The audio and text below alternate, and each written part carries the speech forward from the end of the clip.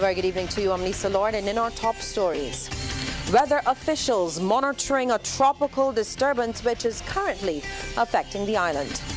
More tributes continue to pour in for Professor the Right Honorable Owen Arthur, who passed away early yesterday morning. The way is being paved for scores of civil servants to be appointed. And in sports, Chris Broad enters the 500 club as the Windies lose the third test and the Wisden Trophy.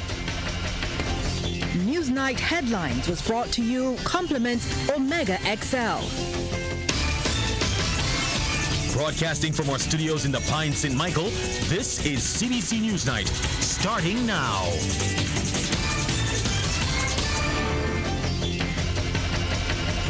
In our top story, Director of the Barbados Meteorological Services, Sabu Best, says Barbadians can expect between 1 to 3 inches of rainfall overnight as they continue to monitor the impact of potential tropical cyclone number 9 on Barbados. In an update this evening, he says a storm watch is very unlikely, but there is a possibility a flood watch might be issued. What we're going to see is occasional moderate to heavy showers coming in from time to time, with some thunderstorms throughout this evening and into the course of tonight, and maybe to a lesser extent tomorrow as we go on the backside of the system tomorrow. Currently, the Hurricane Hunter is investigating the system, and they found it difficult actually to close off a center. But they're still investigating it to ensure that they didn't close off a center after its first pass.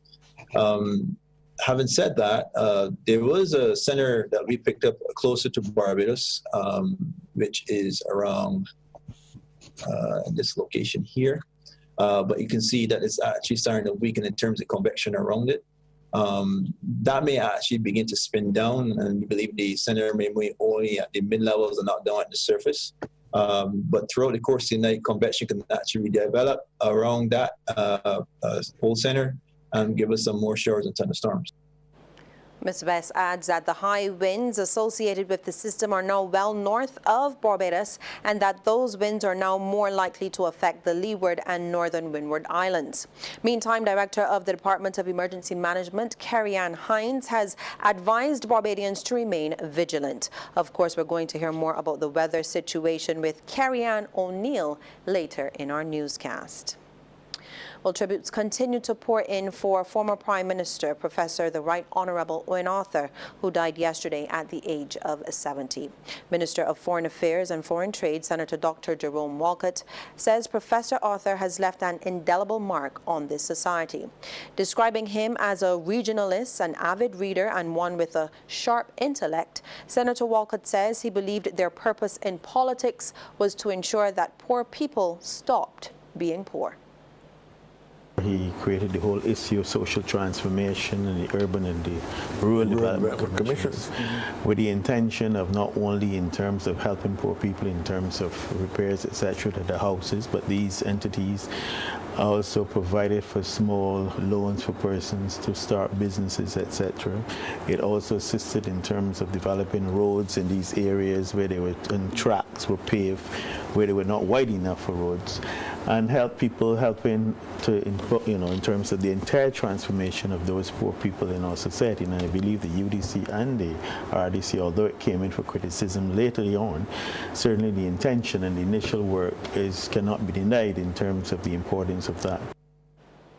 Well, tributes also came in from former Chief Justice of Barbados, Sir David Simmons, who served in the cabinet under Professor Arthur.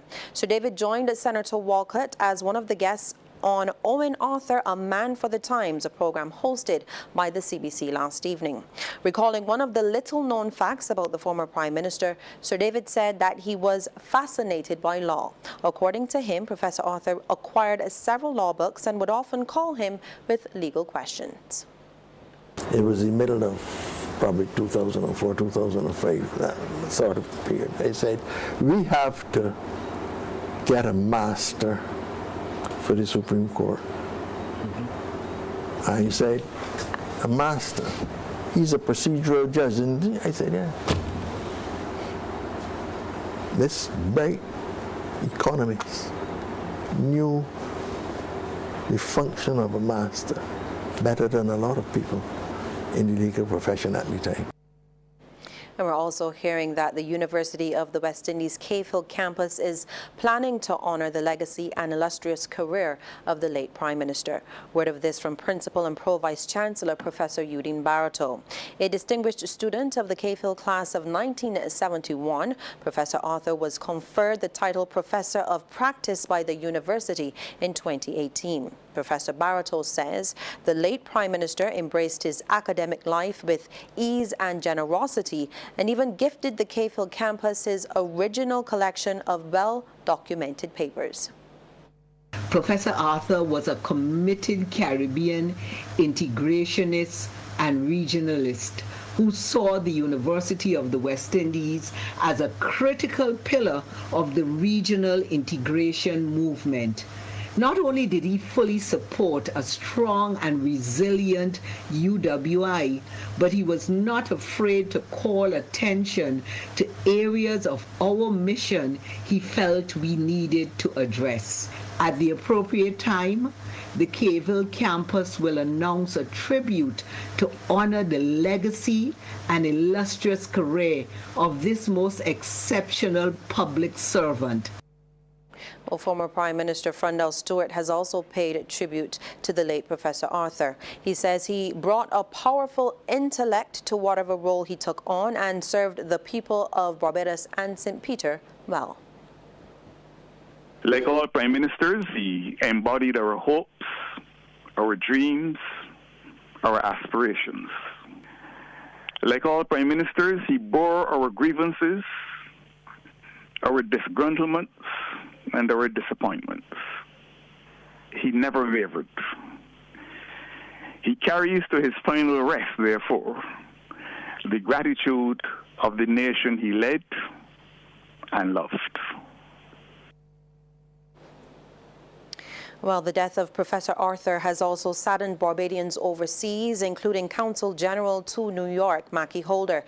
He joins us live now to reflect on the life of Mr. Arthur, a man he was closely associated with for many years. Good evening, Mr. Holder. Good afternoon.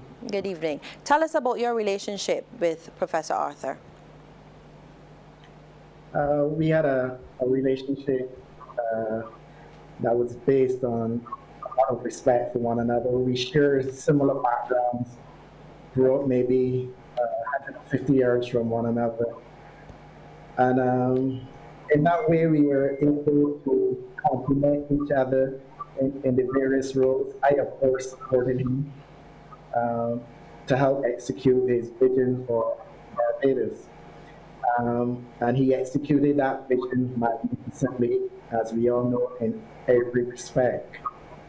And it has been, I've had the good fortune to meet what people consider to be the great ones.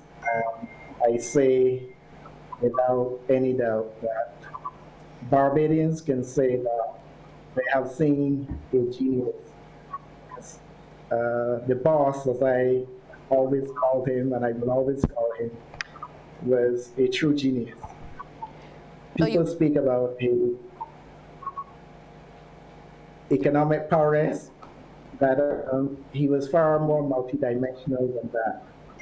And at the outset, I would allow you to permit me to offer sincerest condolences on behalf of the Consulate General of Barbados at New York, Barbadian associations under the jurisdiction of the Consulate General, on behalf of myself and my wife, to offer deep condolences to his wife, his daughters Sabrina and Leah, brother Richard, sister Valme, all the members of the Arthur family.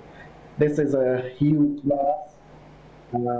We were looking forward to the third, the third coming of Onapa as he worked with current Prime Minister Mia Motley on various matters, TAD and all of that.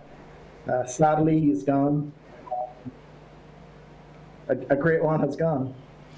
What have you been hearing from Barbadians living in New York? The word I just mentioned, most Barbadians describe Renata in one single word: great. There's been an outpouring of grief. Renata had very close attacks in New York. What happened? As you all know, he would always immerse himself in the society, playing dominoes, eating for themselves here and there. So people in New York, Barbadians in New York, have very fond memories of the former Prime Minister, and are mourning along with the rest of Barbadians of Caribbean. And I know you worked very closely with him when he was the MP for St. Peter as well. Well, I have to say that one of the defining records of Renata is that he not only served the country for 14 unbroken years and 3 consecutive terms, both records, and he is the only Prime Minister today that has delivered as magnificently for his country as for his constituency. I think everyone knows his favorite thing: I'm not leaving anything in my thing to be done to the people of St. Peter. And he took a parish that was once described as being behind God's back and being off the map, and delivered in a spectacular fashion. It is more difficult to say, it is easier to say what he did not do than what he has done in St. Peter. Lots of opportunities were given to young people. That group of young people who started with him: Linda Coolidge, Horace Burgess, Ian, Gail Springer. Lots of opportunities, housing, roads, schools fits, big projects.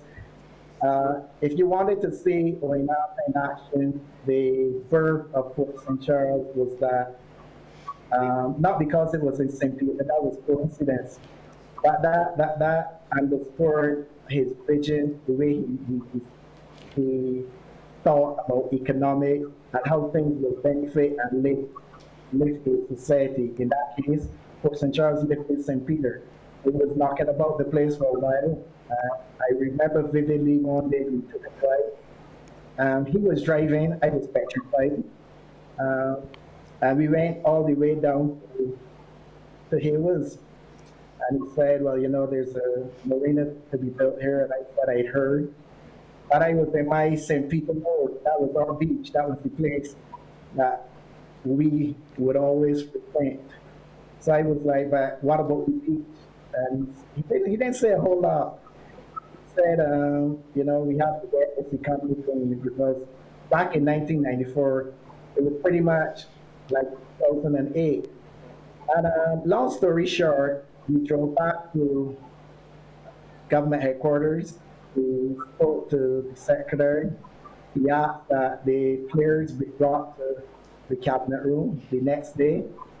So then, he brought all of the technocrats. He said, I want to hear what are the issues. And one by one, he said, this is what I'm going to do. This is what you need to do. And went down the line. At the end of the day, the project was approved, and Port St. Charles stands as a monument to the kind of vision and the private sector-driven approach that Renata brought to the table. Consul General to New York, Macie Holder, thank you so much for speaking with us. Thank you. Well, St. Vincent and the Grenadines is also mourning the passing of Professor Arthur. Prime Minister and CARICOM Chairman Dr. Ralph Gonzales says that flags on government buildings will be flown at half-mast for the 3 days of mourning to coincide with Barbados. The building here, the Prime Minister's office, Ministry of Foreign Affairs building, the administrative complex, the CARICOM flag is also being flown at half-mast out of respect.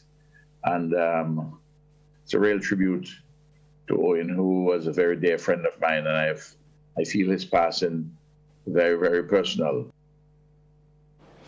And hailing the late leader as a great Barbadian, new tourism minister, Senator Lisa Cummings, said Professor Arthur aided in her development prior to and after her entry into politics.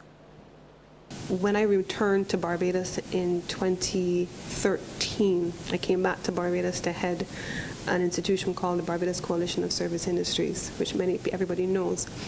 And I came back largely not just because I was committed to my country, but also because this was an institution that under his administration and under his vision for the CARICOM region he had created. And I would always remember his guidance and his tutelage when I returned to Barbados. And Senator Cummings was speaking yesterday as she officially started the job as Minister of Tourism and International Transport. Describing the first day as bittersweet, she also shared her vision for the sector. We've been talking about using the digital platforms, virtual tourism, and people can't move. How do you give people those experiences? And I'm looking forward to working with the technology in the days to come. How do we talk about creating the linkages between agriculture and small base farmers and so on, between the tourism sector in meaningful ways, and of course downstream and upstream of those services? How do you build that up? So my own background is trade. My own background specialization is in trade and services, and tourism is a trade, is a service. And so I'm looking forward to bringing that to bear in refashioning and putting a new vision based on the leadership of the government led by Prime Minister Motley for the tourism sector to benefit Barbados. Well, with the hurricane season well underway, having started on June 1st, CBC's newsroom is committed to helping Barbadians understand how best to prepare for the worst. Tonight, we continue Storm Ready, a news night series which will help provide accurate information provided by the Department of Emergency Management during the hurricane season. Our Shane Jones looks at evacuation.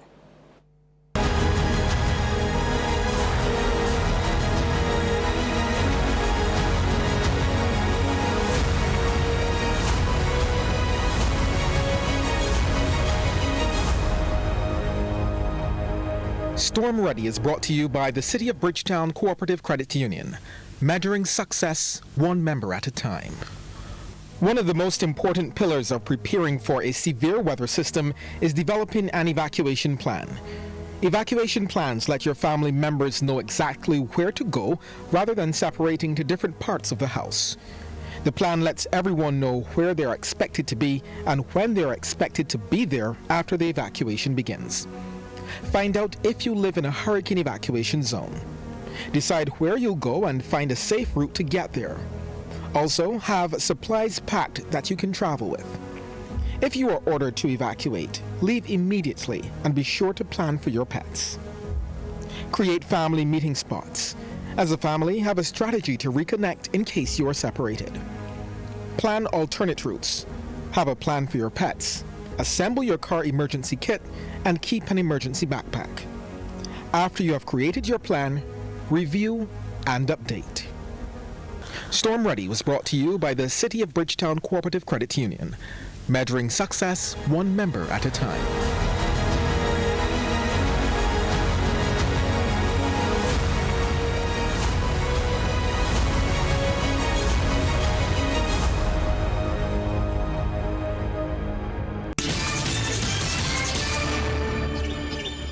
Well, close to 200 public servants are currently occupying illegal posts within the public service. This revelation from Attorney General Dale Marshall as he led off debate on a resolution on the Public Service General Order 2020. The Attorney General explains the act allows for the creation of temporary administrative posts for a maximum of 3 years with the possibility of extension for another 3 years. However, after that time, the post must either be formally established or done away with. Mr. Marshall says while government has been vilified for the creation of a single post, that of a second Deputy Commissioner of Police, the last administration improperly created hundreds of posts as far back as 2008 and never extended them. The posts created include Foreign Service Officer, System Analyst and Programmer, Information Technology Officer, Financial Controller, Prison Officer, and Network Administrator. He says the resolution will establish these posts to give people an opportunity to be appointed.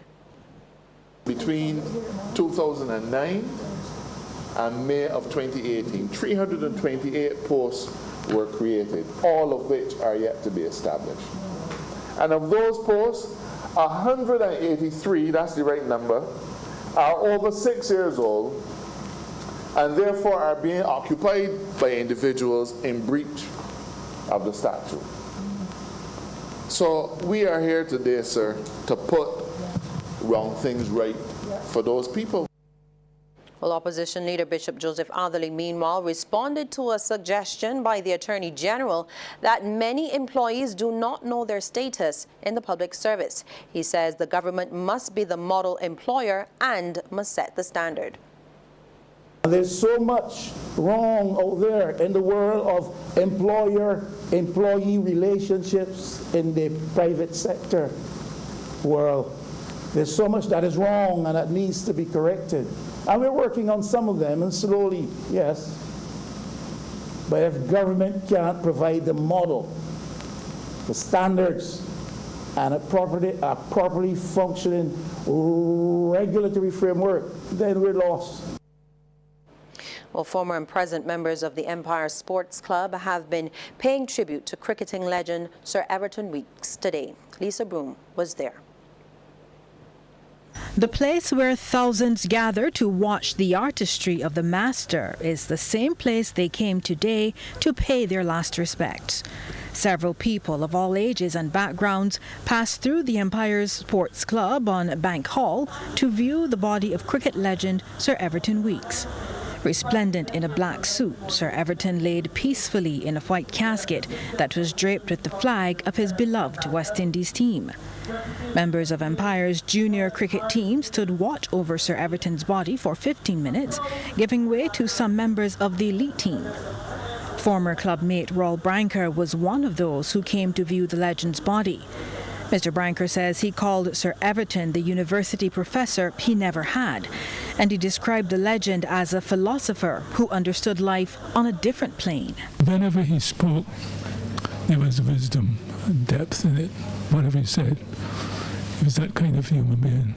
And I wish that his life has paved the way for many of us to follow in that footstep, so that he makes a contribution that our nation needs now. Now that we've had so many challenges that are injurious to the country, we need a lot of Evertons to help bring us back. Chairman of selectors for the Barbados cricket team, Hendy Wallace, shared memories of Sir Everton when they were both cricket analysts. What really dawned on me was how humble he was as an icon. And then when I started my broadcasting career and commentating, he actually took time out to say to me that I had a unique style of commentary, and he would urge me to continue in that vein. Now, when he said it initially, I wasn't sure exactly how to take it, but he went on to explain that, you know, you have different, it takes all sorts to put a team together, and I was one who felt more comfortable in discussing the technical side of the game, and I sort of stuck to that. And Secretary of the Barbados Cricket Association, Gregory Nichols, says this is a sad time for Barbados.